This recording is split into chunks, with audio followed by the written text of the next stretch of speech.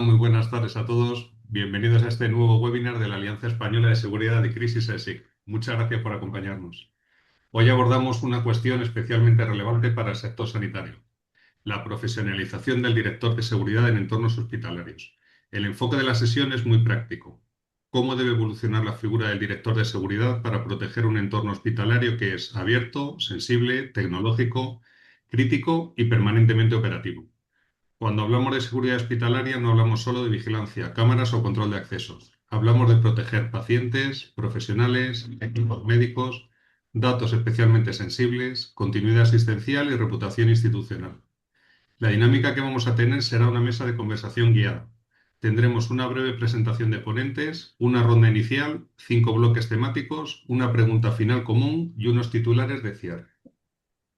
El hospital es uno de los entornos más complejos para gestionar seguridad. Hay urgencia, dolor, incertidumbre, presión asistencial, zonas abiertas, áreas críticas, profesionales expuestos y sistemas tecnológicos que no pueden fallar. Por eso la seguridad debe diseñarse con una lógica distinta: proteger sin bloquear, prevenir sin interferir, vigilar sin invadir y responder sin comprometer la asistencia. Hoy hablaremos de profesionalización, adaptación de medidas, riesgos y amenazas del sector, protección de profesionales, cámaras, equipos médicos, inversión, datos sensibles y ciberseguridad. La idea que debe atravesar toda la sesión es clara: la seguridad hospitalaria no puede improvisarse. Debe gobernarse con método, perfiles profesionales, tecnología proporcionada, coordinación y mejora continua. Nos acompañan 5 ponentes complementarios: Juan Vicente Bonilla, responsable del SERMAS de la Comunidad de Madrid, perfil de alta dirección sanitaria. Su eje será gobernanza, estrategia pública, coordinación institucional y seguridad como función directiva. Ignacio Paños, director de seguridad del Hospital Universitario 12 de Octubre de Madrid. Su eje será operativa hospitalaria, adaptación de medidas, protección de profesionales y gestión diaria del riesgo. Santiago García San Martín, presidente del Observatorio de Seguridad Hospitalaria. Su eje será riesgos sectoriales, evolución del modelo, profesionalización y tendencias. Santiago Riaño Suárez, director de Seguridad de Sanitas. Su eje será gestión multicentro, inversión, retorno, experiencia del paciente y seguridad como factor de confianza. Y Moisés López, director de GRC Continuidad de Negocio de Advents. Aportará una visión desde la gobernanza, la gestión de riesgos, el cumplimiento y la continuidad de negocio en materia de ciberseguridad aplicada al sector salud. Para abrir la mesa os planteo una pregunta común. Desde vuestra especialidad, ¿qué debiera tener en la cabeza una organización sanitaria que quiere profesionalizar mejor su seguridad? Os pido una idea clara, breve, y a partir de ahora dejamos intervenir a los ponentes que son los que realmente saben. Por favor, empezamos con Juan Vicente Bonilla, cuando consideres. Bien, bueno, pues muchas gracias por esta invitación y gracias a los asistentes.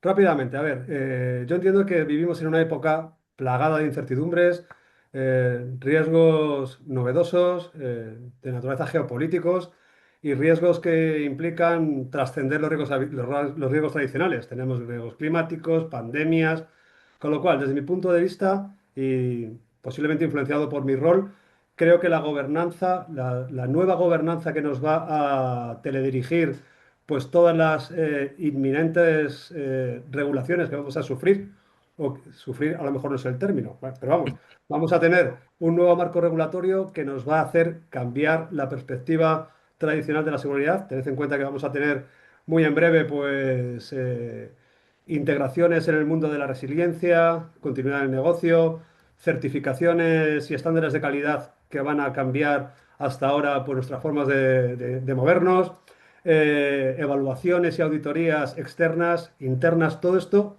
entiendo que en las organizaciones pues va a tener que registrarse la figura del director de seguridad como otra cosa absolutamente, no voy a decir diferente al actual, pero con ciertos matices muy novedosos y cambiantes. Con lo cual, desde mi punto de vista, las organizaciones tienen que tener la gobernanza como el punto focal, el core en nuestra figura.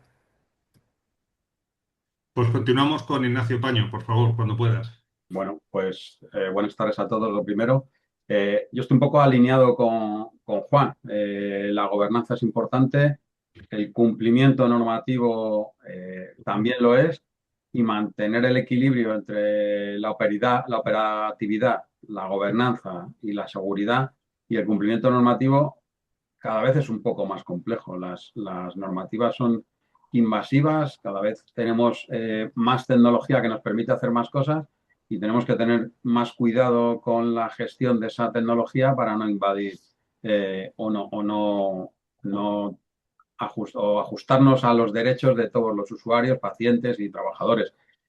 Mantener este equilibrio cada vez es más complicado y ahí viene la necesidad de la profesionalización de la dirección de seguridad en un sector tan específico como es el sanitario, yo creo. Muchas gracias, Ignacio. Santiago García, por favor, cuando puedas. Buenas tardes a todos. Yo voy a bajar un poquito más al barrio. Al barrio y al barrio, que he dicho al barrio. Tener en cuenta una cosa, tener en cuenta tenemos en España, según los datos del Ministerio de Sanidad, tenemos aproximadamente 500 hospitales en España y únicamente tenemos 40 departamentos de seguridad en instituciones sanitarias. ¿Eso qué quiere decir? Que la mayoría de los hospitales están realizando una gestión ineficiente de su seguridad. ¿Qué quiere decir? Que la mayoría de las organizaciones tenemos personas que no son profesionales gestionando la seguridad y que tenemos la seguridad dividida en parcelas donde no se hablan entre ellas. ¿Vale? Tenemos la vigilancia por un lado, sistemas por el otro, protección contra incendios por el otro lado, planes de autoprotección por otro lado. Necesitamos una figura que entronque todas esas divisiones que tenemos actualmente, que sea el único responsable y que empiece a gestionar de forma eficiente para la organización. Mientras que mantenemos ineficiencias, lo que vamos a tener es un problema porque no tenemos ni siquiera un responsable de las cosas que pasan. Si tenemos un único responsable, empezamos a gestionar de una forma eficiente y seguramente los resultados económicos vengan en cuanto nombremos a una persona y empiece a gestionar de una forma eficiente. Muchísimas gracias, Santiago García. Y a continuación, por favor, Santiago Riaño Suárez, cuando puedas. Buenas tardes, gracias a todos, gracias a vosotros por la oportunidad. Yo voy un poco en la misma idea que la que acaba de comentar Santiago, ¿no? Yo creo que debemos de empezar un poco más abajo, que por desgracia es un discurso que quizás se nos ha olvidado y efectivamente estoy totalmente de acuerdo con él, con los datos que ha dado, además lo deja muy claro, y es que el cambio principal creo que debe ser de mentalidad.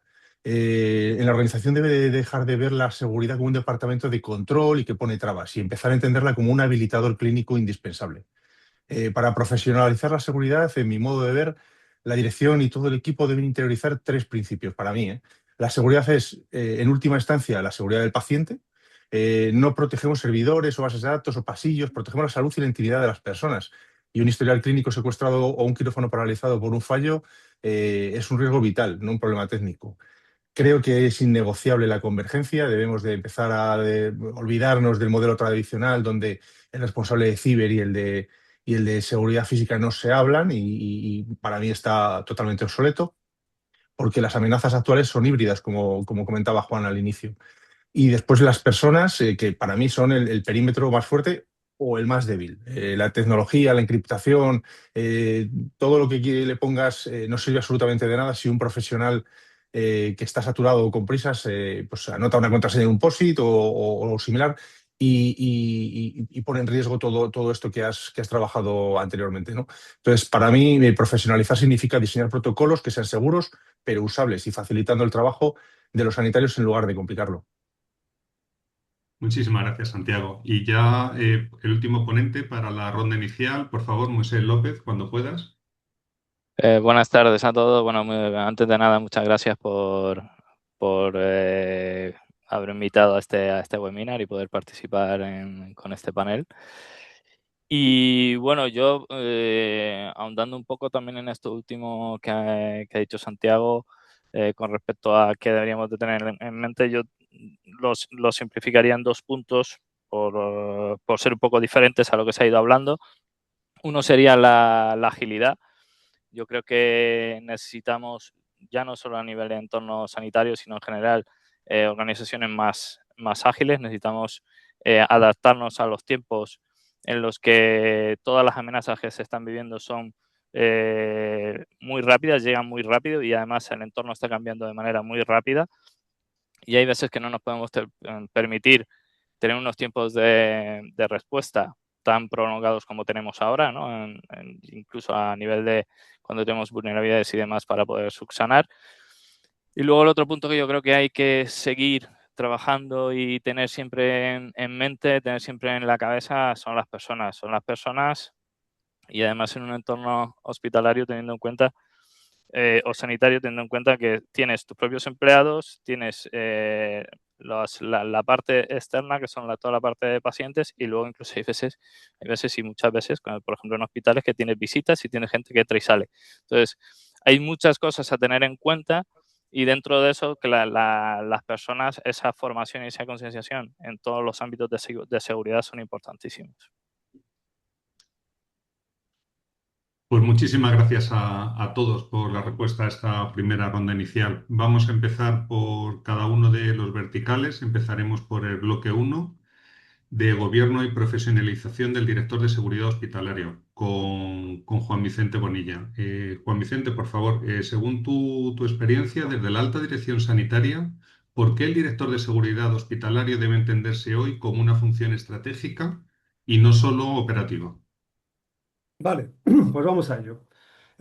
Mi posición, al ser director de seguridad corporativo, gerente de seguridad corporativa, que es mi puesto, pues evidentemente está en ese posicionamiento estratégico. Posiblemente Santiago, Nacho, están más en el aspecto táctico, como ha dicho Santiago, sobre el barro, ¿no? En el terreno. Yo tengo una visión quizás más estratégica, entonces entiendo que vivimos, como he dicho antes, momentos de cambio. Muy en breve vamos a tener normativa de resiliencia que nos va a vincular a todos. Esa normativa de resiliencia, pues evidentemente nos va a situar en un cumplimiento normativo que las instituciones privadas, públicas, se van a ver obligadas a, pues, a llevar a cabo. Vamos a tener un régimen sancionador importante, pero no tenemos que perder de vista, claro, nuestra misión principal, que es, como ha dicho Santiago Riaño, pues la seguridad del paciente. Somos servicios asistenciales y nuestro núcleo, nuestro core va a ser precisamente la seguridad del paciente.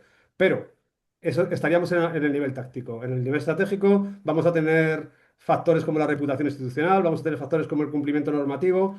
Creo que el director de seguridad posiblemente nos vaya a vincular en muchos casos a ese responsable de resiliencia, de continuidad de negocio, de continuidad del servicio, pues vamos a ser un factor estratégico, asesoramiento a la alta dirección en la toma de decisiones, con lo cual vamos a jugar un rol, desde mi punto de vista, crítico en la viabilidad de la organización.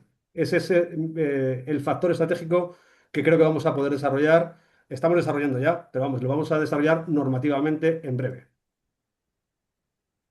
Gracias, Juan Vicente. La segunda pregunta, ¿qué debe esperar una organización sanitaria pública de su director de seguridad en términos de planificación, coordinación, reporte y anticipación de riesgos? Vale, pues lo vinculo con la respuesta anterior.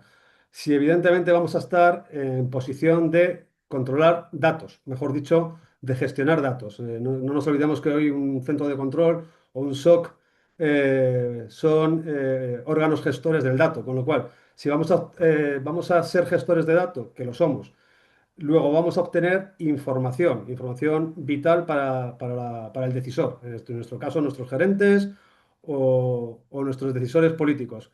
Con lo cual entiendo que esa figura de asesoramiento a la toma de decisiones pues vincula la obtención de información, la gestión del dato, anticiparnos a los riesgos, realizar una planificación consecuente con esa gestión de datos y con esa planificación de riesgos. Estamos en el ciclo de la gobernanza, en el ciclo del gobierno de nuestras instituciones. Yo creo que ese es el punto nuclear en el que nos vamos a ver inmersos todos, si no lo estamos ya, ¿eh? ¿Cómo se coordina la seguridad física con la protección del dato sensible del paciente y la ciberseguridad de la infraestructura hospitalaria? Claro, buena pregunta a día de hoy. Insisto, o sea, mi discurso está muy relacionado pues, con la transposición de la directiva CER, la Directiva de Protección y Resiliencia, con la transposición de la NIS. Bien es cierto que la llevamos esperando bastante tiempo, años ya, y también no es menos cierto que la tenemos en el Congreso y son proyectos de ley, no sé si en esta legislatura saldrán, en la próxima tienen que salir a la fuerza o ya mismo, porque es una norma técnica, no debería de tener especiales problemas. Pero bueno, no vamos a entrar en el ámbito político, simplemente en el técnico. Creo que esa desconexión que podría existir hoy entre lo ciber, entre lo físico, como también ha apuntado antes, me parece que ha sido Simón, no va a tener sentido. ¿Por qué? Porque vamos a estar en el mismo dominio de riesgo. Nuestros medios de seguridad físicos, vamos a poner de ejemplo un sistema de videovigilancia, se soporta en IPs, se soporta precisamente en esas redes IPs. Los aparatos médicos, los dispositivos médicos, se soportan en en las mismas redes IPs. Luego estamos en el mismo dominio de riesgo, en el mismo dominio de seguridad, con lo cual la interconexión ya está hecha. Lo que viene muy próximamente es la conexión normativa, una interdependencia normativa. Insisto en que esa figura del director de seguridad de hoy, mañana va a ser el responsable de resiliencia, de continuidad de negocio. Veremos cómo nos imbrican la seguridad y la continuidad de negocio, pero eso va a ser un aspecto normativo y esa interdependencia va a ser normativa. No nos va a quedar más remedio que cumplir la norma, cumplir la ley. Yo creo que al final estamos en un modelo organizativo. Y siguiente pregunta, cuando los recursos son limitados, ¿qué criterios debieran guiar la inversión en seguridad hospitalaria? ¿Riesgo, impacto asistencial, criticidad, reputación o cumplimiento? Bien, a día de hoy, pues evidentemente, creo que antes ha apuntado también la respuesta. Nuestro núcleo es lo asistencial, luego el riesgo. Es verdad que cada vez tenemos mayor superficie de exposición, pero no debemos de dejar de pensar que nuestro núcleo es la misión asistencial, con lo cual sería lo primario a día de hoy. Pero claro, cuando empiece la normativa de resiliencia, quizás el núcleo va a ser la continuidad del negocio. Al final, hoy, como me has expuesto la pregunta, tenemos diferentes criterios, ¿no? O sea, tendríamos que elegir entre primero misión asistencial, después los riesgos, después la criticidad de nuestros activos, cumplimiento normativo sería la penúltima y la última yo creo que sería lo reputacional. Pero muy en breve no va a haber diferencia entre la criticidad de los activos, por poneros un ejemplo, la criticidad de los activos y la resiliencia. Al final la resiliencia es la continuidad del negocio y la continuidad del negocio es la misión asistencial, con lo cual creo que van a ser misiones absolutamente dependientes o interdependientes, mejor dicho, unas de otras. Siguiente pregunta. ¿Qué tipo de indicadores debería recibir la alta dirección para saber si la seguridad de un hospital o de una red hospitalaria está realmente bajo control? Bueno, pues desde mi punto de vista, porque esto de indicadores habría que verlo en extensión, si existen, Es si no verdad. existen y cómo se da cuenta a la alta dirección de esos indicadores, pues evidentemente la continuidad asistencial yo creo que debe ser el primer indicador que deberíamos de tener en cuenta. Si tenemos indicadores de exposición de riesgos, pues sería el segundo indicador en importancia. Indicadores de detección temprana, evidentemente, detección temprana de riesgos, reajustes o respuestas, mejor dicho, eficaces, sería el siguiente. Las necesidades de mejora en el ámbito de seguridad y creo que algo que no tenemos en ninguna organización, por lo menos en la que yo conozco, que es la mía, no lo tenemos, son indicadores de cumplimiento y básicamente de cumplimiento y gobernanza.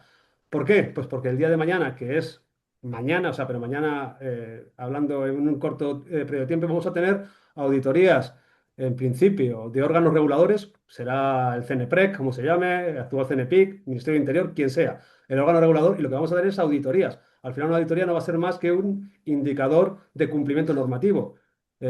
Insisto yo en todo el tema de la gobernanza, que es mi núcleo, pero considero que cuando nos lleguen con una sanción importante, muy importante en temas de continuidad de negocio, en temas de resiliencia, todos sabemos cómo funcionan las sanciones en nuestras normas de seguridad privada. Es que las que vienen van a ser muchísimo más contundentes, con lo cual nuestras organizaciones van a asimilar rápidamente el régimen sancionador. Y evidentemente eso va a necesitar indicadores que a día de hoy esos indicadores de cumplimiento normativo no los tenemos totalmente desarrollados. Gracias, Juan Vicente. Como sexta pregunta tendríamos, ¿cómo debiera evolucionar la relación entre dirección sanitaria, seguridad, sistemas de información, mantenimiento, prevención de riesgos y protección de datos? Bien, pues lo ha apuntado, creo que Santiago García.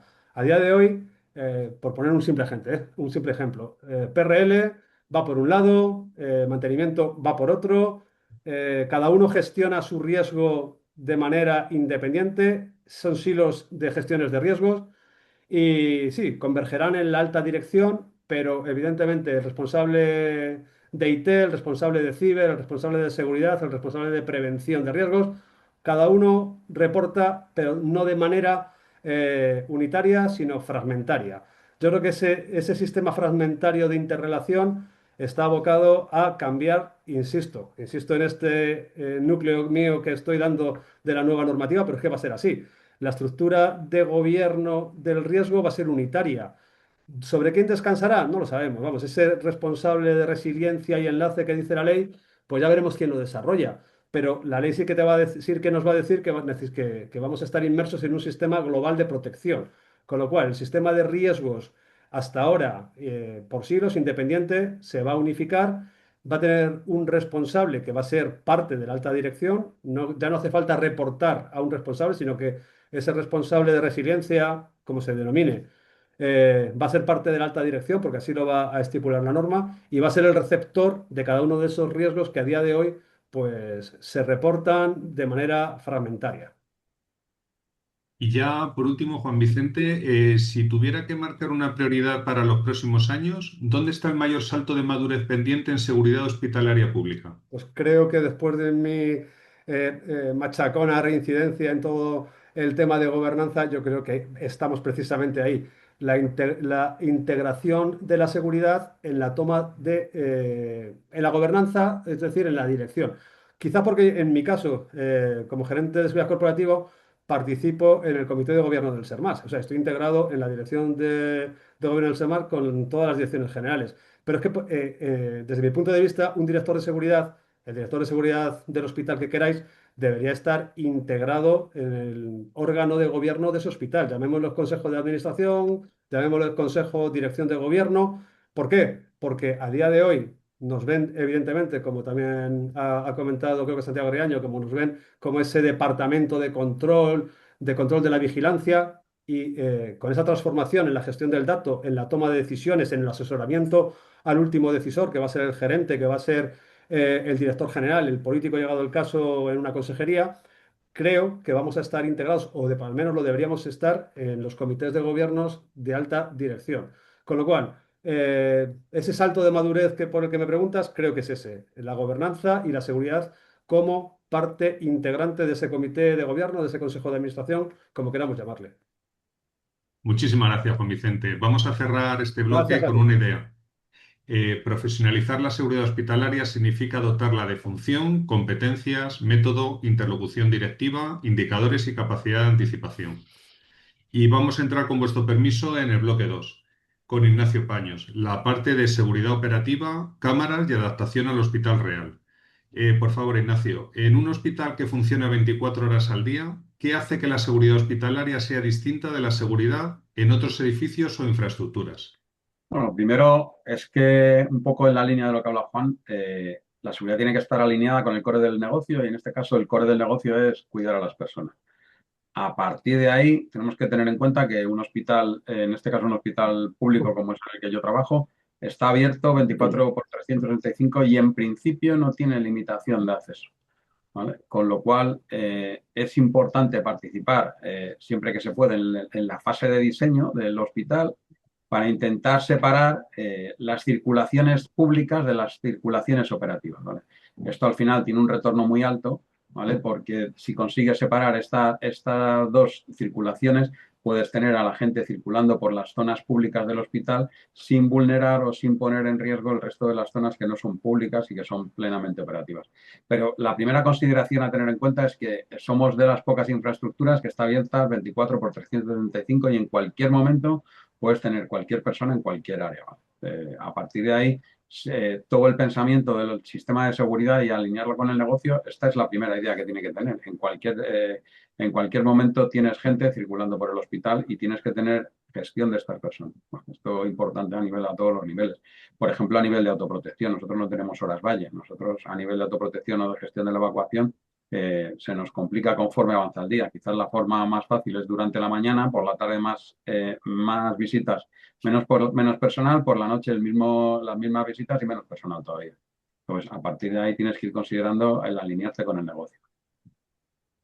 Y a colación de la primera pregunta, ¿cómo se puede controlar el acceso a zonas críticas sin entorpecer la asistencia, las urgencias, la movilidad de profesionales y el acompañamiento de pacientes? Pues mira, yo creo que los sistemas, por muchos que pongas, necesitan que sean percibidos por el usuario final, en este caso por el personal asistencial, como una mejora de sus condiciones laborales, ¿vale? Y creo que esto es la herramienta fundamental para que funcione. Entonces, nosotros hemos protegido todas las áreas asistenciales, pero al final lo que hemos conseguido es que el profesional sanitario perciba que el uso de estos sistemas de seguridad redunda en su propia calidad de vida a nivel laboral, ¿vale? Si ellos mantienen las puertas cerradas, los filtros cerrados, todo esto mejora totalmente su experiencia de trabajo en el día a día. Ellos trabajan más tranquilos, en sus despachos están tranquilos, no les roban, pueden pensar, se reúnen con tranquilidad, no tienen la presión del familiar acompañándoles permanentemente. Todo esto es una mejora sustancial. Y al final, tú da igual los sistemas que pongas, tiene más que ver con esta adherencia del personal sanitario a los sistemas de seguridad. Si ellos los perciben como una mejora de sus circunstancias laborales a todos los niveles, los sistemas funcionan y funcionan muy bien, ¿vale? Al final la tecnología está ahí, ha mejorado muchísimo, los controles de acceso a las tarjetas, todo esto que parece un engorro, al final si el cirujano percibe que en su despacho puede estar tranquilo, puede dejar la puerta abierta, entra al quirófano, está todo controlado, este ambiente que deja de ser hostil para ser amigable, te ayuda a que los sistemas de seguridad funcionen correctamente. Entonces, da un poco igual lo que pongas, mientras que consigas que los que tienen el core del negocio, que son los asistenciales, el personal asistencial, se adhieran a que los sistemas de seguridad funcionen. Y si esto lo consigues, funcionan todos. Hablando de cámaras y videovigilancia, en tu opinión, dónde aportan más valor en un hospital y dónde deben extremarse los límites por privacidad, intimidad o sensibilidad clínica? Mira, el tema de la videovigilancia ahora mismo mejora por inundación. Y me explico. Nosotros creemos que el dispositivo que más reporte genera a nivel de seguridad, que más beneficios tiene el sistema de seguridad y luego para el propio hospital son las cámaras de videovigilancia. Y hay que distinguir dónde las pone. Nosotros tenemos cámaras puestas dentro de cada box de UCI que gestionamos nosotros, pero no vemos, solo ve el personal asistencial y tampoco se graba, ¿vale?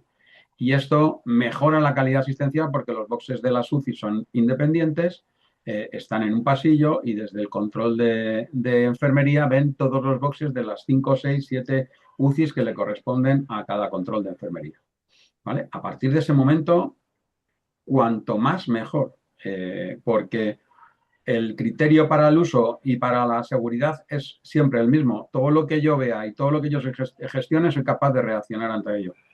Bien de forma predictiva, bien de forma reactiva, pero la forma reactiva corrige la predictiva también. Si nosotros somos capaces de poner fin a un robo en un almacén a través del sistema del CCTV y este robo, pongamos que es un robo interno, solo lo voy a poder controlar teniendo cámaras suficientes en el hospital. En el momento que yo lo arreglo una vez, esto no se repite más, porque el siguiente que tiene la misma idea vive el escarmiento del anterior, ¿vale? Entonces, siendo un dispositivo que con 5, 6, 7 megapíxeles puedes estar en 300 euros, 400 euros, si compras mucho volumen, mucho menos, es el que más retorno tiene. Y ahora, aplicando inteligencia sin vulnerar las leyes de protección de datos, mucho más. ¿Vale? O sea, desde poder distinguir con una cámara Fish en una farmacia que se ha caído una pastilla al suelo, y esto no vulnera ningún derecho, y lo hacen las cámaras perfectamente, hasta poder discriminar puntos de calor en la cocina. Entonces, para nosotros, gana por inundación. Es el sistema que más retorno tiene a todos los niveles. Esa fina línea entre invadir lo personal o no invadirlo tiene que ver con la asistencia también. Yo no tengo ninguna necesidad de ver un paciente en un box de la UCI o dentro de una habitación de neonatos.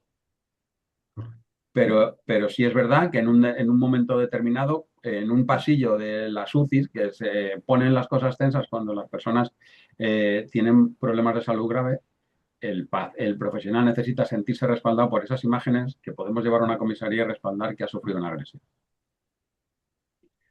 Y a colación de esto, ¿qué medidas son más eficaces para proteger a médicos, enfermeras y resto de profesionales frente a agresiones, amenazas o situaciones de tensión?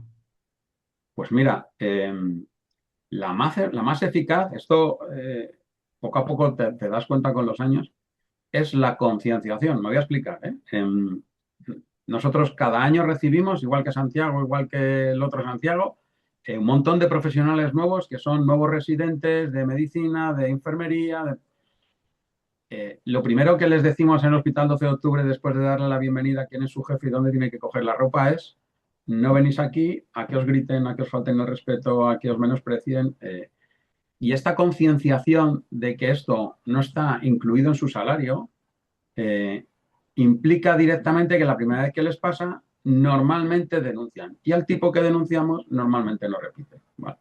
Entonces, esta concienciación es muy importante. Evidentemente, nosotros, por ejemplo, hemos desarrollado, basados en la tecnología IP, a coste cero, allí donde tenemos un teléfono IP, tenemos un botón de atraco en todos los espacios del hospital. Este botón hace una llamada muda, descuelga el teléfono, nos conecta el altavoz y estamos escuchando qué está pasando en el área. Y sin que el profesional haga ningún gesto ni tenga ninguna palabra, yo oigo ruido, oímos problemas o una discusión y mando al vigilante. Esto, como las cámaras de CCTV, funciona y funciona muy bien, pero lo que mejor funciona es la concienciación. El profesional tiene que entender que el menosprecio, la falta de respeto, la agresión no está incluido dentro de su salario. En el momento que los profesionales denuncian, se acaban las agresiones. ¿Y qué riesgos específicos presentan los equipos médicos, almacenes, laboratorios, quirófanos o áreas de diagnóstico desde el punto de vista de seguridad física? Pues mira, el riesgo específico es que todos los elementos que gestionan la medicina a día de hoy y que se utilizan para ejercer la medicina cada vez son más pequeños y cada vez son más caros. Bueno, entonces, al final hay un ejemplo conocido que son las cabezas de los endoscopios y te roban una y te hacen polvo, pero más que económicamente porque te destrozan la lista de espera, pero todos los equipos de electromedicina, y ya son todos, porque todo está conectado de una forma u otra, son de alto valor. Pues, tener capacidad de intentar trazar en áreas los equipos de electromedicina, de tener los almacenes cerrados, de ir cerrando esos círculos, ¿vale? Nos permite tener trazabilidad. Al final, si un almacén tiene acceso a 4 personas, la probabilidad de que te roben es muy pequeña, porque los 4 salen retratados. Y probablemente esos 4, ninguno les interese que falte nada del almacén. Y como eso, todo, ¿no? Al final, ir haciendo pequeñas parcelas donde accedan las menores personas posibles, cae el riesgo totalmente del robo, ¿vale? Y teniendo en cuenta que cogemos la primera pregunta otra vez de vuelta. Si conseguimos separar el área asistencial o el área de trabajo del área pública, aquel que venga a robar algo al hospital necesita saltar varios filtros para llegar a ese almacén. Primero tiene que saltar de la parte pública a la parte privada, luego tienen que intentar no encontrarse con nadie, porque al final estos profesionales cada vez más involucrados en que no haya en su zona personas no autorizadas, al primero que ven sin la tarjeta le preguntan dónde va y esto ya arranca el freno, luego tiene que llegar al almacén, tiene que abrir esa puerta, localizar ese elemento y luego tiene que desandar este camino, ¿vale? Entonces, al final, toda esta concatenación de filtros pequeños hace que el filtro grande impida y trate de impedir, no sé si impida, pero trate de impedir que se produzcan robos en elementos de electromedicina que cada vez son más, o sea, cada vez hacen menos cosas manualmente. Y si te roban, por ejemplo, como nos ha pasado a nosotros, una tableta, el hecho en sí de robarte una tableta, pues son poco dinero, pero la información dermatológica que nos robaron de un montón de pacientes tiene mucho valor, ya no solo a nivel del dato, sino a nivel de la vulneración de la intimidad de esos pacientes. Pues muchísimas gracias, Nacho. Ni que decir tiene que si el resto de ponentes quiere intervenir, matizar o comentar algo, o puede decirlo directamente. Queríamos cerrar este bloque con una idea. Las medidas de seguridad en un hospital deben proteger, pero también respetar la asistencia, la intimidad y la experiencia del paciente. También quería comentar que si nos da tiempo al final del webinar responderíamos algunas preguntas que nos están haciendo por el chat, pero para seguir el programa continuaríamos con Santiago García San Martín con el bloque 3: protección de profesionales, pacientes y equipos médicos. Por favor, Santiago, desde una visión sectorial, ¿qué significa profesionalizar de verdad la figura del director de seguridad hospitalaria? Pues mirar, continuando un poquito, pues alineado evidentemente con lo que dicen tanto Nacho como Juan Monilla, pero continuando un poco con lo que hemos dicho antes de introducir la fórmula de que un director de seguridad al final es un gestor y tenemos que introducir la gestión eficiente. En la mayoría de hospitales todavía nos encontramos con gestión ineficiente de la seguridad. Gestión ineficiente porque está dividida, está repartida. En muchos casos nos ven todavía como simplemente cumplidores de legislación, estamos ahí para cumplir con determinadas cosas y en muchos casos ni siquiera eso, o sea, simplemente somos consumidores de recursos. Tenemos que darle la vuelta y tenemos que convertirnos en un generador de valor para nuestra organización. Entonces, cuando las organizaciones empiecen a ver al director de seguridad como un verdadero generador de valor, que lo que estamos generando, como ha dicho Juan antes, es seguridad para nuestros pacientes y para nuestra organización y para nuestros trabajadores, para que esos procesos se den como se tienen que dar con todas las garantías dentro de la organización, entonces será el momento en el que las organizaciones vean la necesidad de cambiar. Hasta ese momento, pues lo que estamos haciendo es intentar introducir pues la figura del director y poco a poco ir cambiando esa cultura de la seguridad, que también nos hace falta un poco que cambien los gerentes y los directores de las organizaciones, que empiecen a tomar conciencia de ese cambio. Gracias, Santiago. Según tu opinión y experiencia, ¿cuáles son hoy los riesgos y amenazas más relevantes para los hospitales? ¿Agresiones, robos, intrusión, sabotaje, conflictividad, ciberincidentes o continuidad asistencial? Pues mirar, como nosotros decimos siempre en la formación que yo suelo dar en el hospital, las organizaciones sanitarias somos seguramente las organizaciones con el catálogo de riesgo más amplio de cualquier tipo de organización productiva. Nos puede pasar todo lo que tú has ido diciendo e incluso más cosas, problemas con fuentes radiológicas, tenemos de todo. Pero es verdad que el tema de continuidad del negocio es fundamental. Es fundamental porque es verdad que también engloba un poco todos esos riesgos que tenemos de forma individual. O sea, al final un incendio pone en duda la continuidad del negocio, al final las agresiones al personal sanitario en determinados servicios también ponen en duda esa continuidad del negocio y es verdad que para continuar con ese cuore nuestro, que el corazón de una organización sanitaria que es curar a los pacientes, pues necesitamos esa continuidad del negocio y poder asegurarla. Es verdad, como ha dicho Juan, que estamos esperando que el anteproyecto de la nueva ley de resiliencia de entidades críticas salga adelante este año y que se apruebe y yo creo que va a dar un salto cualitativo. Porque es lo que decimos, el resto de riesgos no se van a dejar de lado, evidentemente, cada hospital tiene los suyos y se tiene que preocupar de ellos, pero sí que como, como ámbito de la seguridad hospitalaria o ámbito de la seguridad sanitaria, vamos a tener que dar ese salto, ese cambio de nuestra mentalidad y empezar a pensar todos de esa forma estratégica que decía Juan, en esa continuidad del negocio. ¿Cómo han evolucionado las medidas de seguridad en el sector hospitalario y qué cambios están llegando con más fuerza, Santiago? Pues tenemos la digitalización que se nos ha echado encima como si fuese un tren. Eh, por varios factores. En primer lugar, y quizás seguramente lo que más esté empujando es seguramente que no tenemos vigilantes de seguridad. No tenemos vigilantes de seguridad, no hay vigilantes de seguridad en ningún sitio, pero menos en los hospitales. La gente no quiere ser vigilante en un sitio donde puede tener una agresión, donde puede tener un problema y donde se le va a pagar el sueldo mínimo de 1.100 euros. Con lo cual, esa digitalización de los sistemas que ya estaba puesta en marcha, ahora mismo va a una velocidad de crucero que es imparable. Yo lo he comentado muchas veces con otros compañeros. Yo creo que ahora mismo los vigilantes de seguridad, aún en hospitales, que es un sitio donde no se pueden quitar todos, pero va a empezar a ser una figura residual en el momento en el que empecemos a invertir en sistemas de una forma importante. ¿Eso qué significa? Que evidentemente no puedo tener un hospital con 100 cámaras, sino que tendré que tener un hospital con 1.000 cámaras, porque evidentemente tengo que suplir ese vigilante de seguridad, pero ¿para qué quiero un vigilante de seguridad haciendo rondas por la noche en un edificio que está cerrado? No lo quiero para nada. Tengo cámaras, tengo intrusión, tengo controles de accesos y esas medidas son lo que me está aportando ese valor que ahora mismo el vigilante de seguridad ya no puede aportar. Con lo cual esas medidas han evolucionado totalmente hacia la digitalización. ¿Y qué competencias nuevas necesitaría el director de seguridad hospitalario para dialogar con dirección, tecnología, protección de datos, prevención, emergencias y comunicación? Pues los directores de seguridad tenemos que reinventarnos. Es verdad que muchos directores de seguridad todavía tienen un perfil clásico centrado en la vigilancia como factor fundamental y estamos hablando de que esto está evolucionando con una rapidez tremenda. No solo voy a tener que estar al día y formarme en medios de seguridad electrónicos, sino que voy a tener que formarme en ciberdelincuencia y ciberataques y ciber porque es que es lo que nos está afectando en el día a día.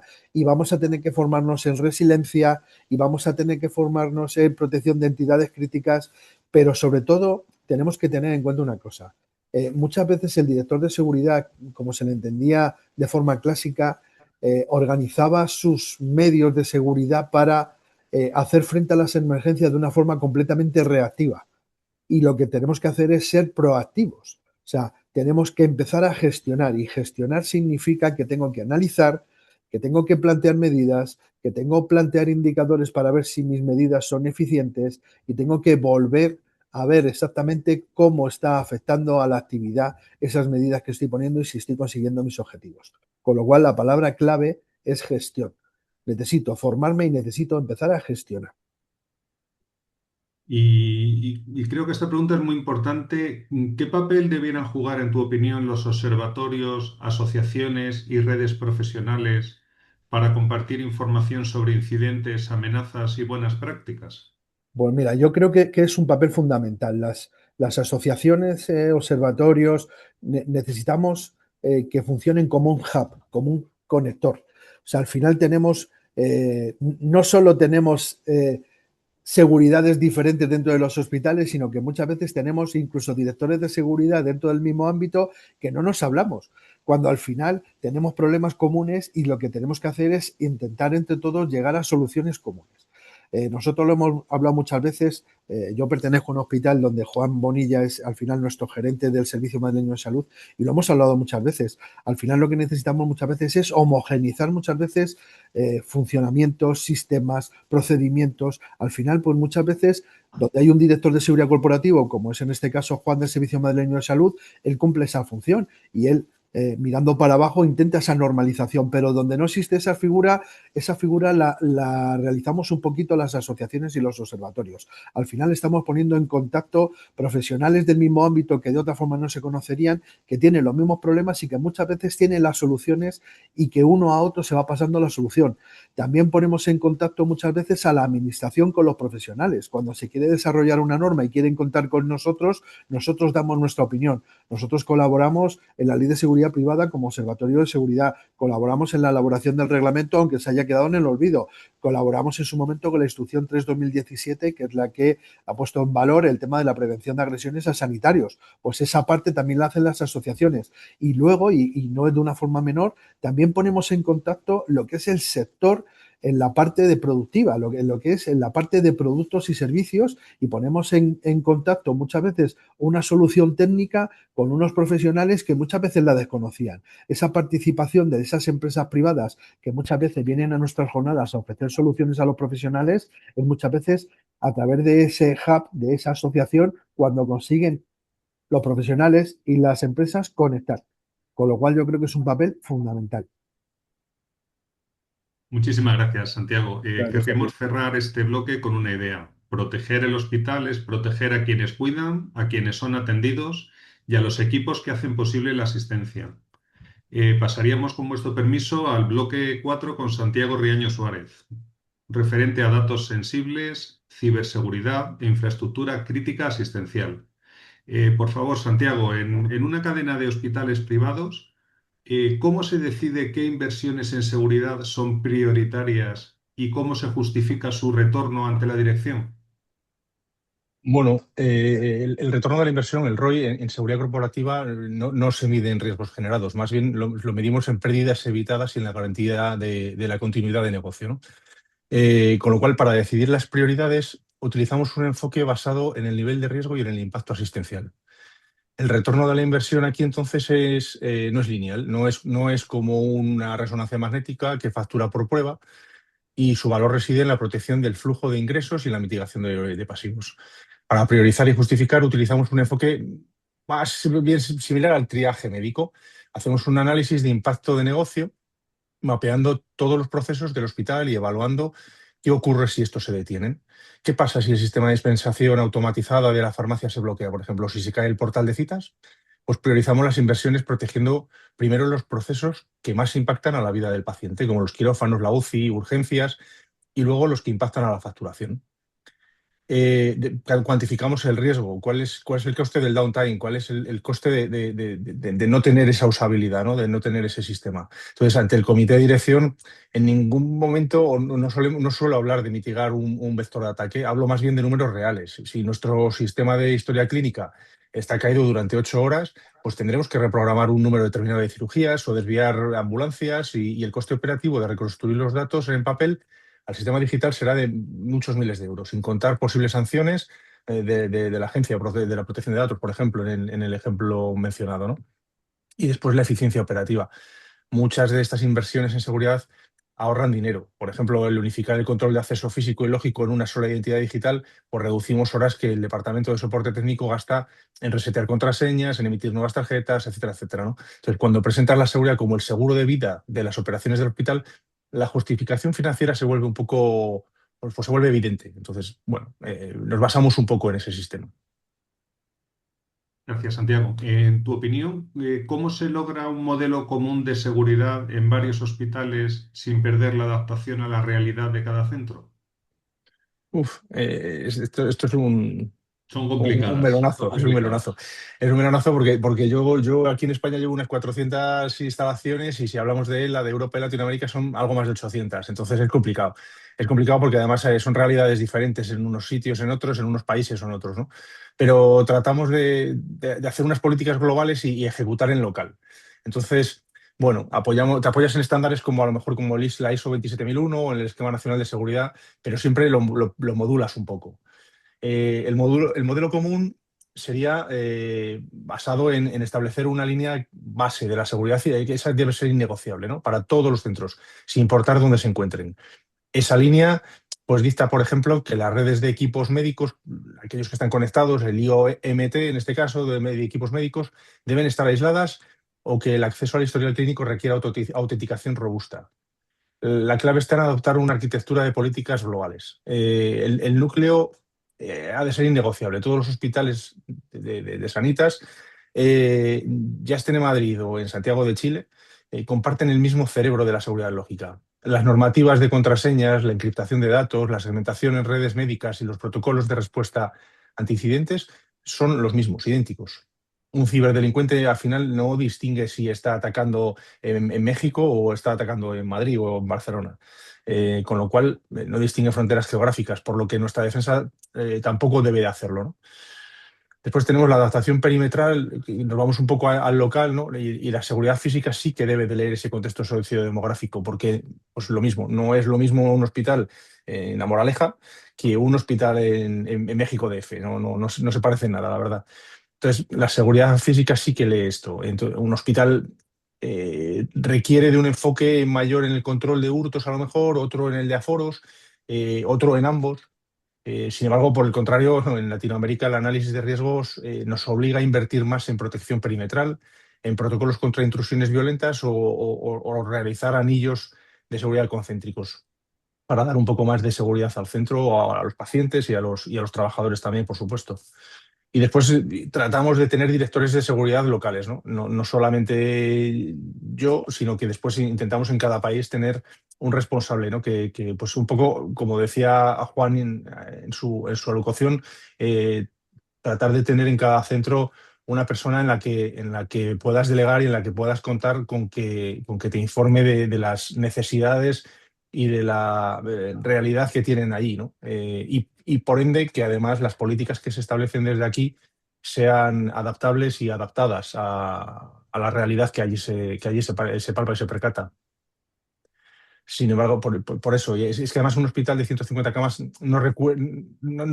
sí que nos requiere de un 24/7, ¿no? De una estructuración física compleja, mientras que, sin embargo, un centro médico, aquí tenemos 40 y tantos en Madrid, en España, pues es una planta y no necesita un enfoque tan robusto, necesita algo más ligero, algo, pues una alarma, un CCTV, un control de accesos, dependiendo de las necesidades de cada uno. Te intentas adaptar un poco a la fisionomía del espacio y a la demografía de la ciudad. Gracias, Santiago. ¿Cómo se conecta la seguridad con la experiencia del paciente, la confianza de las familias y la reputación de una organización sanitaria privada? Pues de manera totalmente absoluta y directa, ¿no?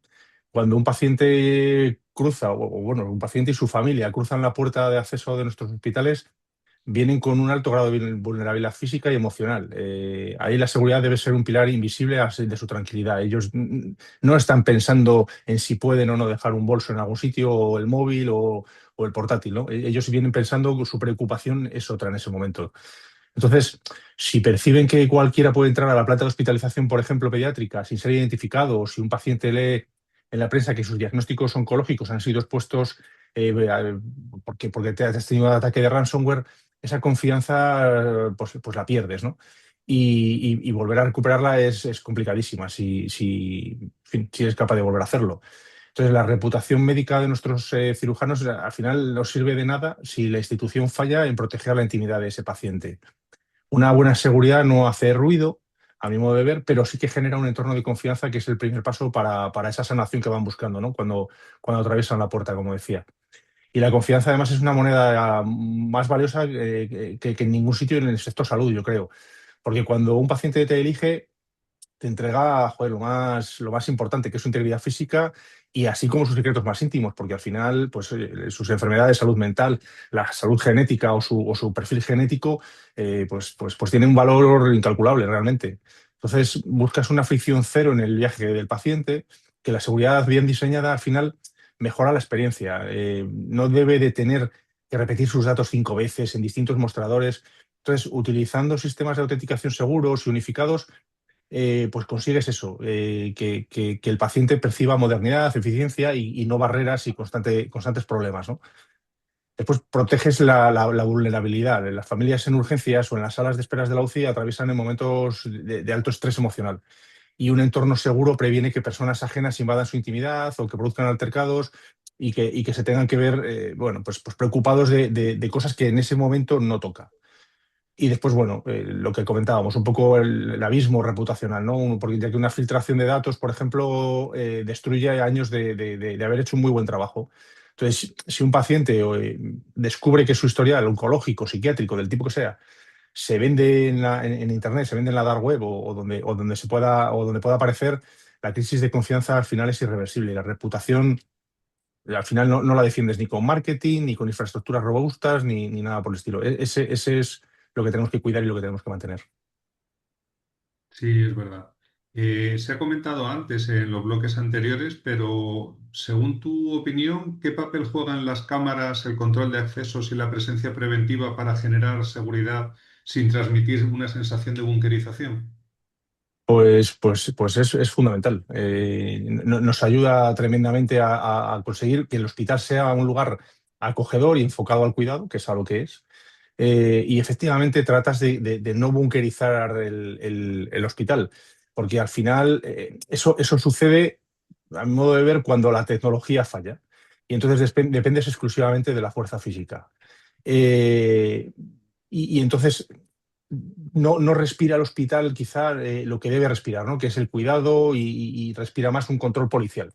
Y para evitar precisamente esa bunkerización, pues aplicamos una prevención, ¿no? Intentamos hacerlo además contando con el diseño ambiental, ¿no? Y de tecnología invisible, el diseño ambiental que marca la propia estructura del hospital, ¿no?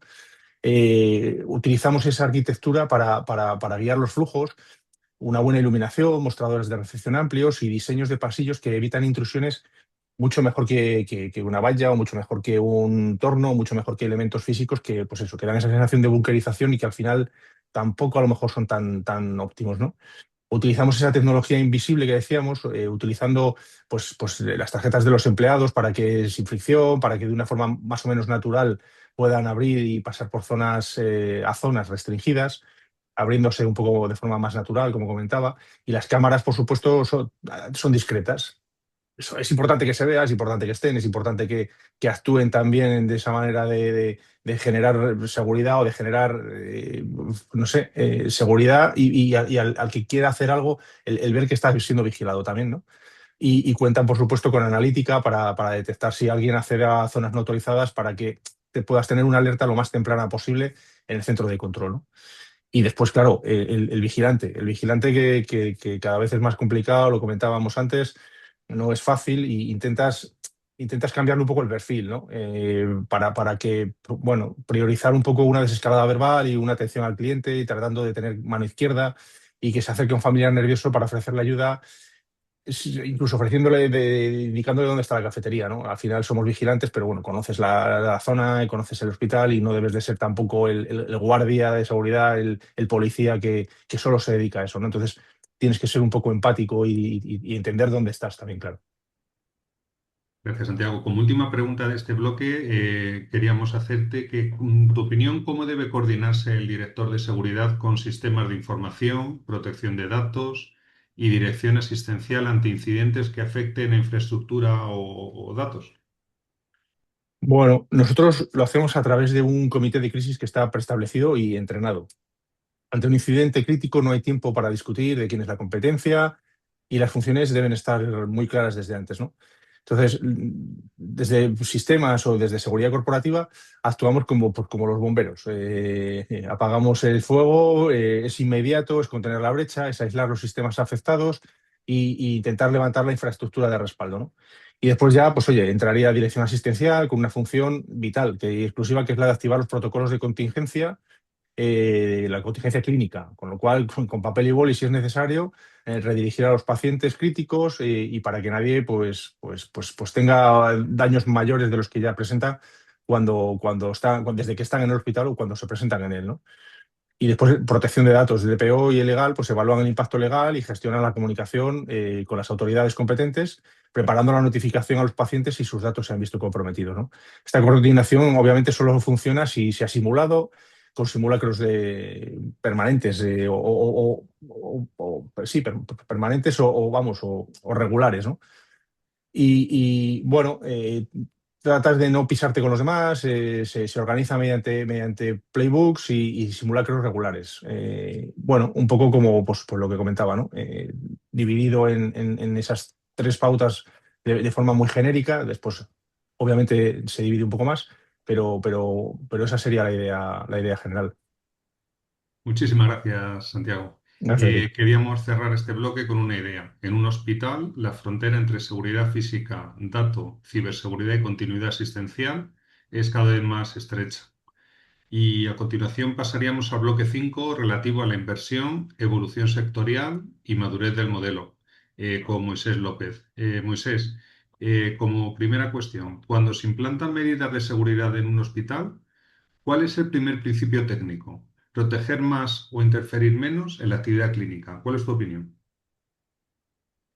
Bueno, aquí, bueno, podría ser gallego decir depende, ¿no? Pero bueno, al final, cuando hablamos de hospitales y tal, como han dicho todos los compañeros panelistas, lo principal es la parte asistencial, ¿vale? Entonces, aquí la clave es buscar un equilibrio y hacer una balanza, ¿vale? Entre las medidas que se van a implementar para poder llevar a cabo esa protección, midiendo también qué es lo que se quiere proteger y cuál es el objetivo final de la medida que se va a poner con respecto a cómo se desarrolla la actividad y las necesidades que tienen desde el punto de vista clínico todos los profesionales que trabajan en un hospital de manera regular, que además no todos tienen exactamente las mismas necesidades y a todos los tenemos que proteger, y aquí además tenemos la otra variable de que hay que proteger su propia información también a nivel de empleados, y tienes que proteger también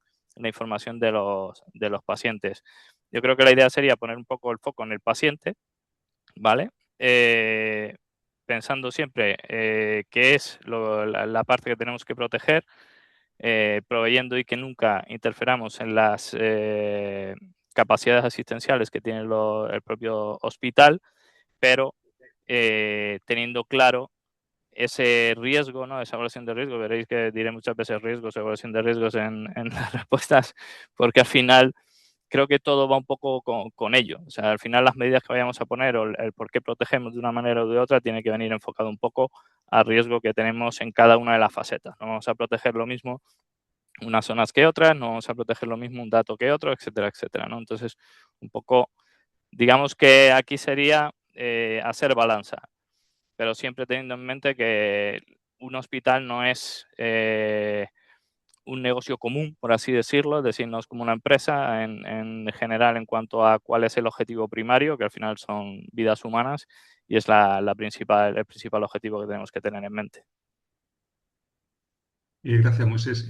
Como segunda cuestión, en tu opinión, ¿cómo deben protegerse los equipos médicos conectados, los sistemas de diagnóstico y las infraestructuras críticas del hospital desde una visión integrada física y lógica?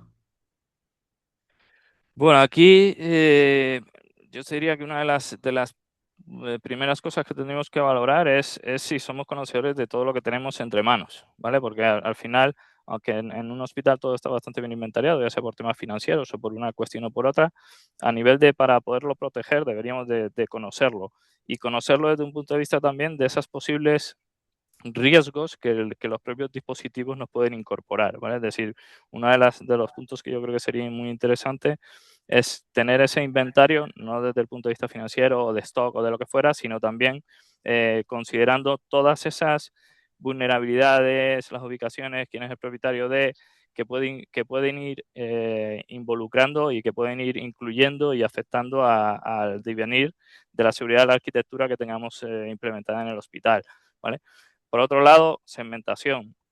Yo creo que es fundamental tener todo bien segmentado en las diferentes capas, ya tanto a nivel de usuarios, de quiénes son administrador, usuarios normales, etcétera, o incluso invitados, wifi, etcétera, sino también a nivel de servicios y considerando ese impacto y esa criticidad que tiene cada uno de ellos, porque así podríamos, en caso de que tengamos un incidente el día de mañana, podamos mitigarlo lo antes posible por esa fragmentación que tenemos, esa segmentación que tenemos en nuestra arquitectura.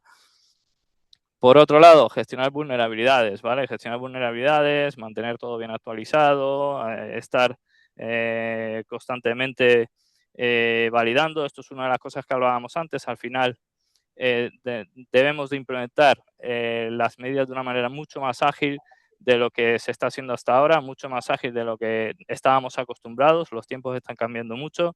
Llevamos casi una hora, nadie ha dicho lo de inteligencia artificial, pero al final es el que está escondido en el armario, eso va a salir o ya ha salido y nos va a obligar a que nos tengamos que mover de manera mucho más ágil.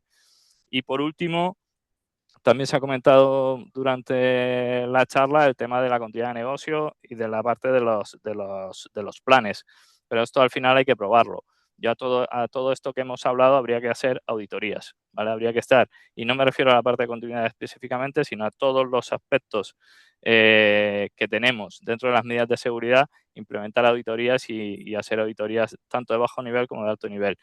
Y por último, ya me estoy pasando mucho en el tiempo, pero bueno, aprovechar que una de las maneras de proteger es romper esos silos también, ¿vale? Todos estos silos que hay de ir, que uno es responsable de una cosa, pero no se habla con el otro, van todos independientes, incluso a veces van a velocidades distintas en tecnología y demás, toda esa parte habría que de algún modo empezar a integrar, ¿vale? Habría que integrar, y no me refiero a unir, sino integrar, ¿vale? Integrar en que el conocimiento fluya y que los silos se vayan diluyendo, porque es más fácil para la gestión y sobre todo también para la posible reacción en caso de que tengamos un incidente.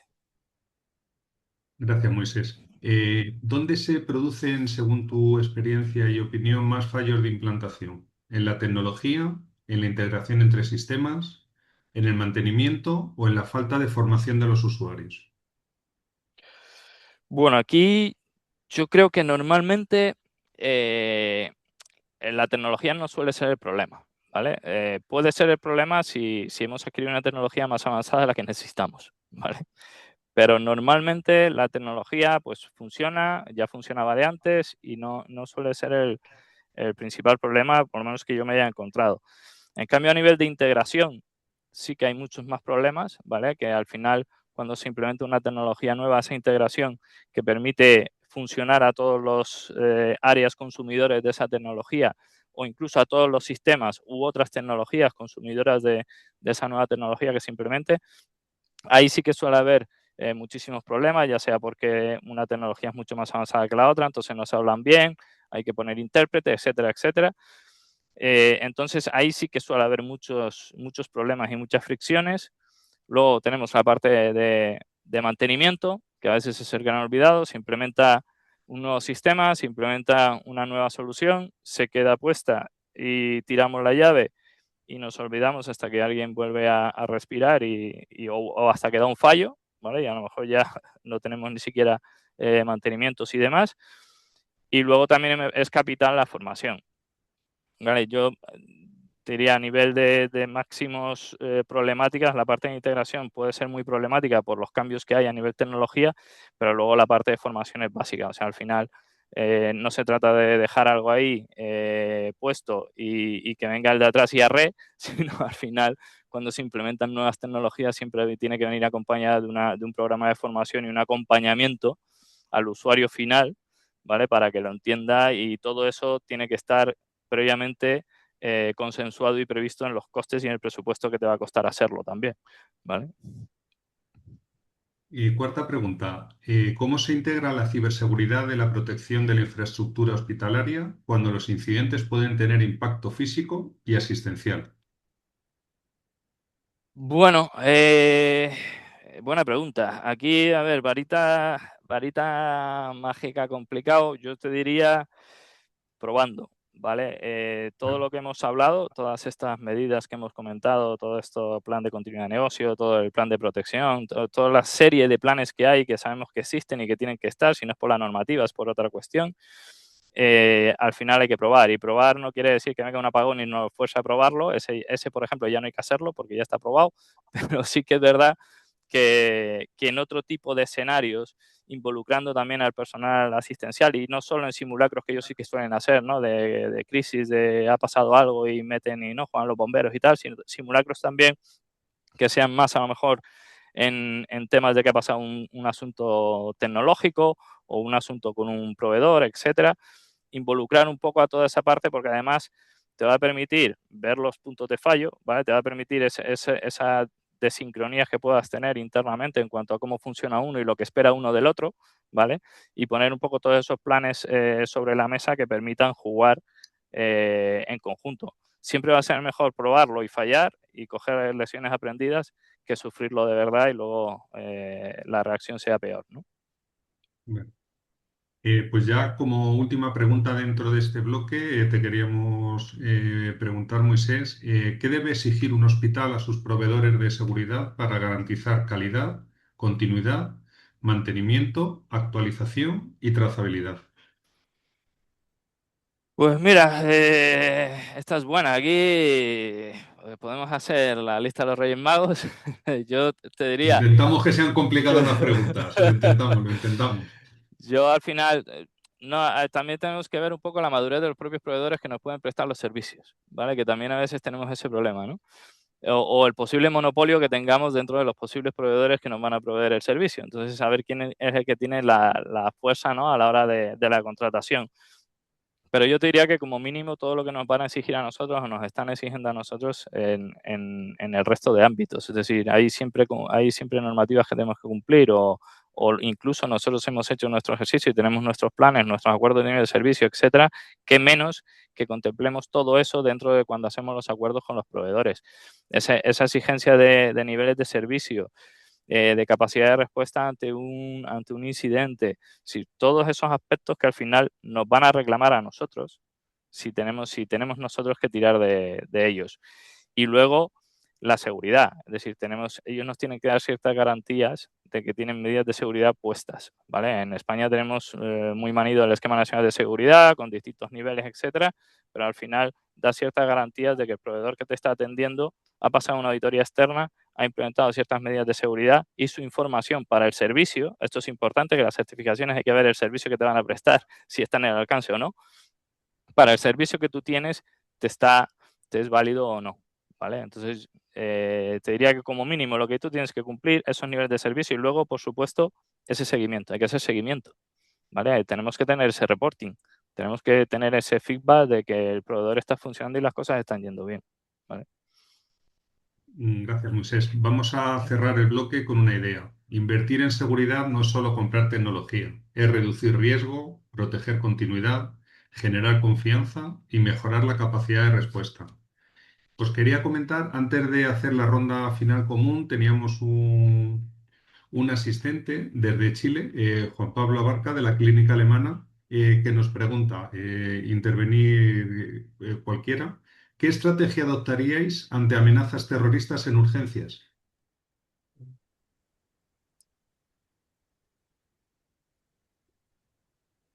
Santiago, estás con el mute, perdónanos. Perdonar que no me había dado cuenta.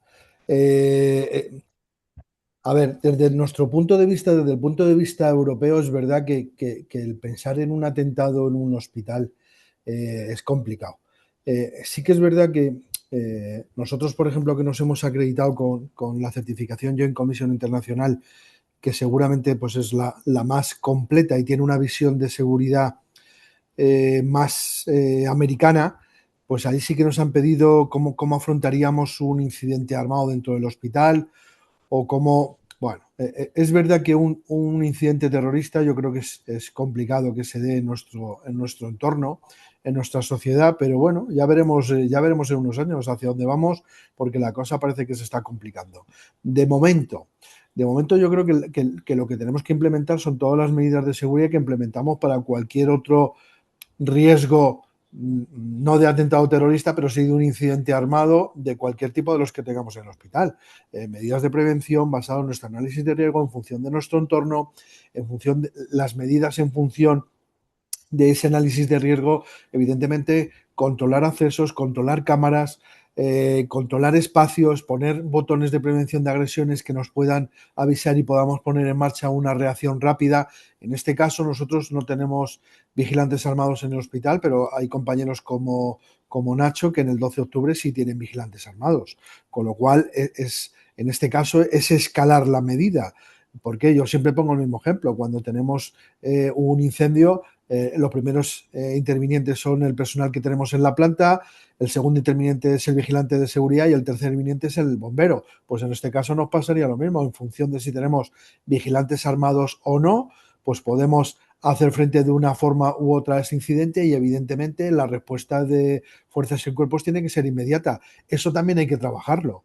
Eso también hay que trabajarlo, hay que tener coordinaciones. Yo, por ejemplo, con la comisaría de retiro, que es la que me toca, pues hago coordinaciones cada 6 meses y tratamos estos puntos. Vemos el índice de terrorismo y vemos exactamente en qué situación estamos. Recibimos un poquito de feedback por parte de ellos de si han podido ver alguna cosa que puede estar en ese momento, y luego también tener en cuenta todas las recomendaciones del Ministerio del Interior y los niveles de alerta antiterrorista. O sea, creo que tenemos que ser conscientes de la situación en la que estamos. Si me permitís, yo tengo alguna apreciación. Tanto a nivel estatal en España tenemos un plan de prevención, protección y respuesta ante atentados terroristas para infraestructuras críticas y servicios esenciales, en los cuales estamos la sanidad. Evidentemente, el foco en un atentado terrorista lo tiene que llevar la fuerza del cuerpo de seguridad, pero el hecho de que nosotros tengamos un servicio de seguridad o pudiéramos tener un servicio de seguridad activo en un hospital con una zona hostil, que es el foco de atentado terrorista, debemos de poner en práctica una serie de medidas que no son propias nuestras. Evidentemente, en todo el mundo pues, existe ese protocolo de autoprotección y seguridad en atentados terroristas, que es el primero huye, si no puedes huir, escóndete y en la medida de lo posible avisa, ¿no? Bueno, nuestros vigilantes, ¿qué deberían de hacer? Que es la pregunta al final, ¿qué estrategia deberíamos de adoptar ante una amenaza terrorista? Pues nuestros vigilantes o los responsables de seguridad lo primero que deberían de hacer es asegurar la zona hostil, la zona caliente, que ningún personal de nuestro hospital, en la medida de lo posible personal e incluso usuarios, puedan acceder por error a esa zona caliente. Claro, ahí tendríamos que saber o primero percibir cuál es la amenaza, si es un atentado o una amenaza de bomba, que tiene unas condiciones diferentes. Así es un terrorista que es un tirador activo, es decir, tiene armas de fuego, o es un lobo solitario con un arma blanca, que cambia muchísimo la percepción de ese atentado terrorista. Claro, una vez sabiendo cuál es la amenaza, pues evidentemente primero es aislar la zona, acto seguido avisar a las fuerzas y cuerpos de seguridad, ponernos en coordinación absoluta con la coordinación y a las órdenes de las fuerzas y cuerpos de seguridad y, bueno, pues esa estrategia que debemos de tener ensayada en esos protocolos en los propios planes de autoprotección del hospital, que es entrenar a nuestro personal de huir de la zona caliente, evitar que entre el personal en la zona caliente, son estrategias comunes que yo creo que en todo el mundo están ya pues, puestas en marcha. Discrepo con Santiago en el sentido de que en Europa no tengamos la percepción de los atentados terroristas. Yo creo que ahora mismo tenemos tanta percepción o incluso más que el continente americano por una razón. Porque los atentados con lobos solitarios, con armas blancas, que no dejan de ser atentados terroristas, los estamos sufriendo desde hace unos años a la orden del día. Yo siempre he dicho a los compañeros, cualquier día de estos nos aparece un individuo con un hacha y la alarma que genera y el impacto que genera en un ámbito hospitalario es tremendo. Tanto como puede ocurrir con un tirador en el continente americano, que suelen ser más frecuentes. Vale, era simplemente lo que quería apuntar. Muchísimas gracias, Yo, Juan Santiago. por apuntar una cosilla, es al final, un poco en la línea de Santiago, en la línea de Juan, es la concatenación o la suma de sistemas pequeños. Al final, gestionar los controles de acceso, sumar la autoprotección, gestionar la respuesta, es trabajar en el día a día. Si no estás preparado para lo pequeño, no vas a estar preparado para lo grande, ¿no? Sumas por inundación, ¿no? Vas sumando pequeñas acciones que al final lo que hacen es convertir a tu infraestructura en más resistente a poder sufrir un tipo de ataque de este tipo. Santiago, Moisés, ¿queréis comentar algo de la pregunta? Yo voy parte poco que añadir, ¿eh? Pues si queréis vamos a hacerla para cerrar, os vamos a plantear una pregunta común. Respuesta breve que si no se nos comería el tiempo. Y para todos, si un hospital quisiera profesionalizar mejor su seguridad de los próximos 90 días, ¿por dónde debería empezar y qué error no debería cometer? Empezamos, si queréis, como hemos hecho al principio. Juan, por favor, desde la alta dirección sanitaria. Bien, pues en un hospital ex novo, es decir, que estamos empezando, pues yo creo que lo primero que tendría que hacerse desde la alta dirección es conocer ese mapa de riesgos en el que vamos a trabajar, establecer una estructura de gobierno, la gobernanza de la seguridad. Evidentemente, para tener una gobernanza tenemos que tener un responsable de seguridad, director de seguridad o delegado de seguridad, pero vamos, un responsable de seguridad. Evidentemente, si tenemos un departamento de seguridad y un director de seguridad profesional, sería lo correcto. Como bien dijo antes Santiago, en España hay 500 hospitales y 40 departamentos. Algo falla. Y crear un comité de seguridad interdisciplinar dentro del ámbito del hospital. Creo que son las medidas más rápidas que habría que adoptar. Bueno, en la Gracias, línea Juan. de lo que dice Juan, sobre todo dejas aconsejar. Si partes de cero, acudir un poco a las asociaciones, acudir a las otras entidades que ya están trabajando directores de seguridad y escucharles, porque al final los problemas van a ser comunes. Y luego incrustar esa figura del director de seguridad dentro de las figuras que toman decisiones dentro del hospital, porque al final todas las que toma el director de seguridad son trascendentes y transversales para todos los ámbitos del hospital, ¿vale? Y tienen que ver al director de seguridad como una parte de la solución a nivel asistencial, ¿vale? Yo creo que esto es cada vez más importante y cada vez más hospitales lo están haciendo, ¿no? El que seamos escuchados dentro de ese comité de dirección y que las decisiones que tome el hospital a nivel asistencial tengan el compromiso de seguridad para que todo navegue en la misma dirección. Gracias, Ignacio. Santiago, por favor. Yo, alineándome con lo que han dicho mis dos compañeros anteriores, un poco lo que ha dicho Juan, evidentemente, cada hospital tiene que ser consciente de sus riesgos y también lo que ha dicho Nacho, si somos un hospital nuevo, ¿cómo vamos a ser conscientes de nuestros riesgos si acabamos de empezar nuestra actividad? Pues vamos a dejarnos asesorar un poquito por el resto de compañeros que están ya dentro de este ámbito. Pues vamos a ver qué análisis de riesgo tenemos partiendo de la base del resto de hospitales, de lo que ya tenemos y de lo que ya sabemos. Evidentemente, cada hospital es un mundo, pero todos tenemos una base común y el 80% de los riesgos van a ser comunes, con lo cual vamos a partir de ese conocimiento anterior que tienen otros compañeros, integrar la figura del director de seguridad lo más arriba posible de la organización, donde tenga poder de decisión y poder de decidir y de asesorar dentro de esa dirección de la organización. No es lo mismo que el director de seguridad reporte directamente al gerente de la organización a que reporte a un subdirector dentro del consejo. Cuanto más arriba cuelgue ese director de seguridad, mucho mejor, con lo cual tienen que repensarse las organizaciones dónde tiene que estar ese director de seguridad y a quién tiene que reportar. Cuanto más arriba de la organización esté, mejor podrá influir en el desarrollo de la actividad y mejor podrá hacer valer esa actividad de seguridad dentro de la organización y podremos poner en marcha esa actividad mucho mejor. Gracias, Santiago. Por favor, Bueno, Santiago. sí, yo voy a ir un poco más allá, voy a coger obviamente lo que han dicho mis tres compañeros anteriormente, ¿no? Pero voy a suponer que ya estamos en, no sé, de esos 90 días en el 45 o que el hospital no es nuevo y que lo que es nuevo es el director de seguridad o el departamento de seguridad en el mismo, ¿no? Por fin se han dado cuenta de que lo necesitan en ese hospital que lleva tiempo funcionando, ¿no? Entonces yo empezaría por un mapa de la realidad, por marcarse no un blindaje del hospital al 100%, porque quizá no le vaya a servir mucho de nada, sino que empezar por una auditoría de activos y de riesgos. Saber dónde está el hospital, saber qué problemas tiene, porque si no, no se va a poder proteger en condiciones. Si tiene unas problemáticas y se protege para otras, pues poco va a hacer, ¿no? Saber cuántos equipos médicos están conectados a la red, por ejemplo, o tienen sistemas operativos obsoletos, qué es lo que tiene que actualizar, qué es lo que no, qué es lo que tiene que cambiar. Tener un poco esa auditoría, ese listado de elementos a mejorar o a implementar. Tener claro que segmentas las redes para que la wifi de invitados, pues por ejemplo, no se cruce con la que está en la UCI, ¿no? Bueno, ese tipo de cosas que le van a ayudar a llegar hasta el día 90 y a lo mejor librarse de ese periodo de prueba y quedarse en el hospital, ¿no? Y sobre todo no cometer un error que yo creo que se comete muy habitualmente, que es el del síndrome del objeto brillante, ¿no?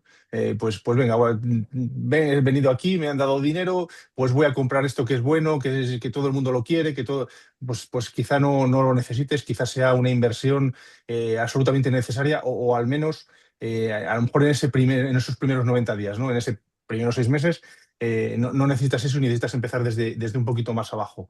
Esa sería mi idea inicial en esos primeros días. Gracias, Santiago. Moisés, por favor.